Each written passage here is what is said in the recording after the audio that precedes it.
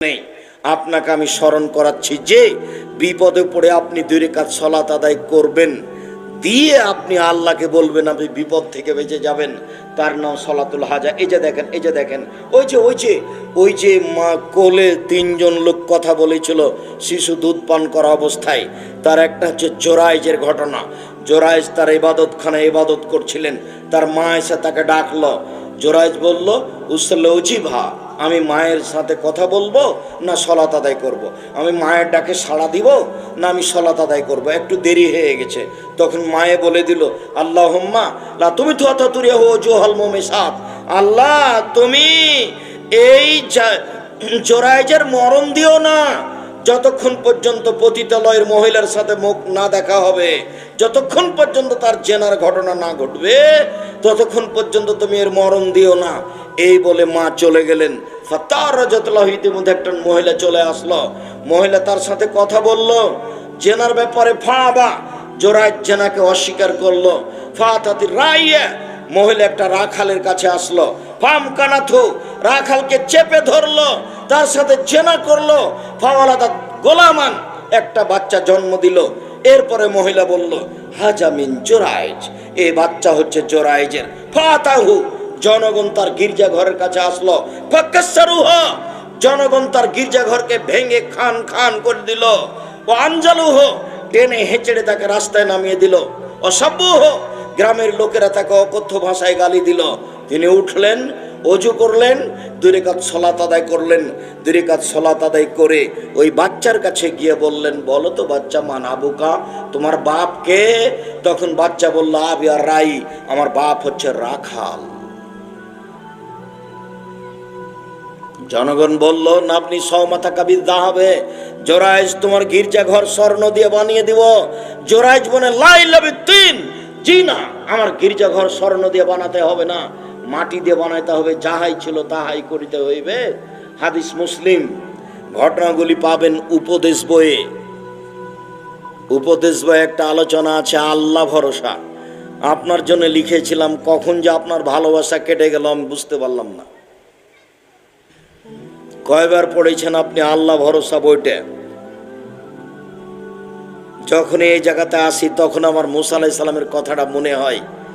যদিও আল্লাহ ভরসা বাস্তব বুঝতে পারি না, যদিও আমিও মুখে বলি আল্লাহ ভরসার কথা, আমিও মুখে বলি।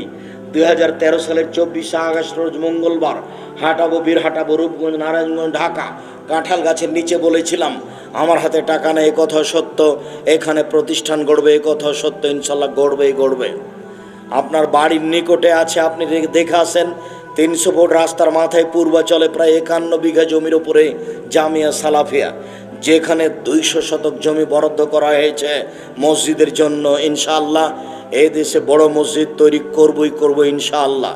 সম্মানিত দিনী ভাই বোন, যখন যেখানে দাঁড়িয়েছি তখন এভাবে বলেছি, আমি চেষ্টা চালাচ্ছি আল্লাহর উপরে ভরসা করে কাজ করার।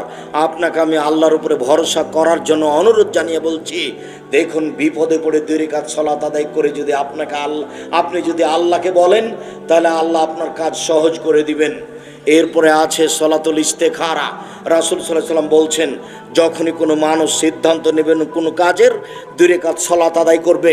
2 রাকাত সালাত আদায় করে বলবে, হে আল্লাহ, তুমি যদি মনে করো আন্না হাজাল আমরা খায়রুল ফি দিনি ও মাসি ওয়াকে বাতে আমরি, এই কাজটা আমার জন্য ভালো, আমার দিনের জন্য ভালো, আমার পরকালের জন্য ভালো, ফাকদের হলি, এই কাজ করতে আমাকে সক্ষম করো, ওয়াসির হলি, কাজটা সহজ করে দাও, ও বারিকলি ফিহে, এই কাজে আমাকে বরকত দাও।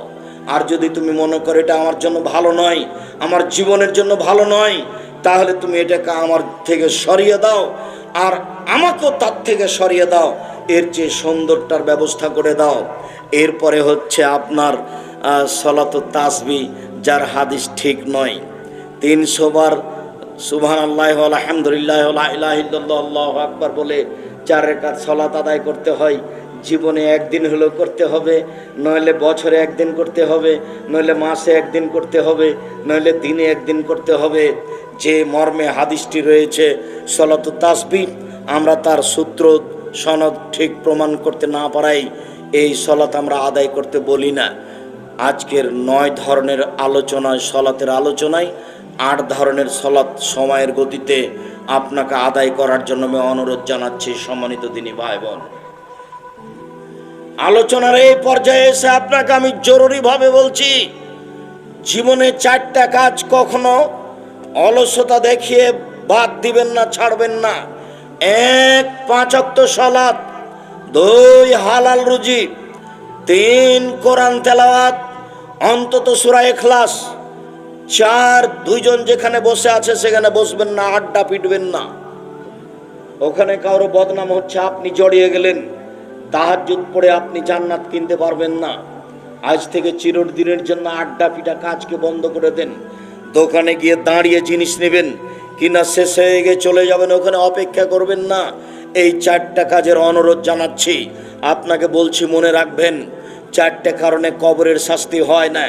1, জুমার দিন মারা গেলে কবরের শাস্তি হয় না। 2, শহীদ হয়ে গেলে কবরের শাস্তি হয় না। 3, পেট ব্যথায় মারা গেলে কবরের শাস্তি হয় না। 4, রাতে সূরা মুলক পড়লে কবরের শাস্তি হয় না। এই 4টের মধ্যে শুধু এটাই সহজ। 1, জুমার দিন মারা গেলে, জুমার দিন মারা যাব কিনা তুই নিজেও জানি না। 2, শহীদ হলে, শহীদ হব কিনা তুই নিজেও জানি না। 3, পেট ব্যথা, যে ব্যথায় মারা গেলাম সেই ব্যথা কিনা, কোন ব্যথায় যে মারা গেলাম সেটা স্পষ্ট হতে পারলাম না।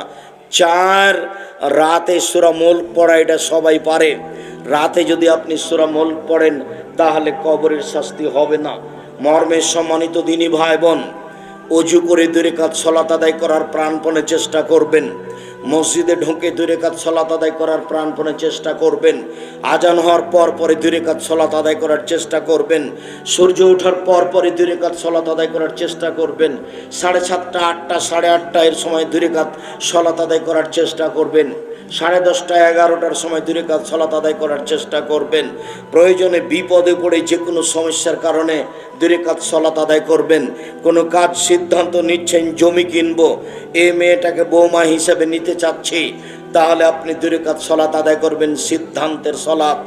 এই 8 ধরনের সালাত আদায় করার অনুরোধ জানিয়ে আমি আপনাদেরকে বলছি, সম্মানিত দিনী ভাই বোন, আমরা চিরদিন জাতির সামনে থাকবো এ কথা নয়। দিন যত যাবে পৃথিবীর অবস্থা তত খারাপ হবে, মানুষের সামাজিক অবস্থা তত খারাপ হবে। দিন যত যাবে কিয়ামতের লক্ষণ তত বেশি হবে। তিনি বলেন এর ফল ইলম, বিদ্যা উঠে যাবে। তিনি বলেন মূর্খতা বেড়ে যাবে। তিনি বলেন মদ পান বেশি হয়ে যাবে। তিনি বলেন মহিলা বেশি হয়ে যাবে। তিনি বলেন পুরুষ কমে যাবে। তিনি বলেন জেনা বেশি হয়ে যাবে। একজন পুরুষের অধীনে 50 জন নারী থাকবে। এর অর্থ হলো হাজারো নারীর সাথে একজন পুরুষের জেনার সম্পর্ক থাকবে। এই বৈঠকে এমনও যুবক আছে যার সাথে 100 নারীর জেনার সম্পর্ক আছে। সম্মানিত দিনী ভাই বোন, মহা বিপদ জেনা, মহা পাপ জেনা।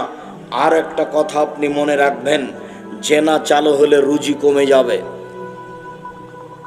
জেনা চালু হলে ব্যবসা মায়ের খাবে। জেনা চালু হলে অর্থ সম্পদ কমে যাবে। জেনা চালু হলে সমস্যা নেমে আসবে। আল্লাহর নবী বলছেন জেনার কারণে অর্থ সম্পদ কমে যায়, রুজি কমে যায়। আচরণ ভালো দেখালে রুজি বেশি হয়ে যায়, বেশি বেশি দোয়া করলে রুজি বেশি হয়ে যায়। মানুষের ভাগ্য পরিবর্তন হয়ে যায় বেশি বেশি দোয়া করলে। মানুষের সাথে ভালো আচরণ করলে ভাগ্য পরিবর্তন হয়ে যায়, রুজি বেশি হয়ে যায়। এতে ব্যবসা ভালোভাবে টিকে যাবে, আর জেনাতে ব্যবসা মার খেয়ে যাবে। বিষয়গুলি আপনি খুব ভালোভাবে ফলো করবেন বলে আশাবাদী। সম্মানিত দিনী ভাই বোন, আমরা চিরদিন থাকবো না মর্মে আমি চিরদিনই আপনাকে অনুরোধ জানিয়ে যাচ্ছি, জামিয়া সালাফের একটি কাজের সাথে জোরালো সম্পর্ক রাখবেন, সেটা হচ্ছে মাসিক আল ইতিসাম পত্রিকা। জামিয়া সালাফিয়ার সাথে একটা কাজের জরুরি সম্পর্ক রাখবেন, দল মুক্ত ছাড়াই, দল মুক্ত অবস্থায় এদেশের মাটিতে মানুষের বিরোধিতা করা ছাড়াই, কারো বদনাম গীবাত করা ছাড়াই এদেশের প্রতিষ্ঠান চলছে জামিয়া সালাফিয়া। জামিয়া সালাফিয়া ডাঙ্গিপাড়া পাবা রাজশাহীর সম্মেলন হচ্ছে 22-23 ডিসেম্বর। রূপগঞ্জ নারায়ণগঞ্জ বাড়ির পাশে সম্মেলন হচ্ছে 2-3 মার্চ।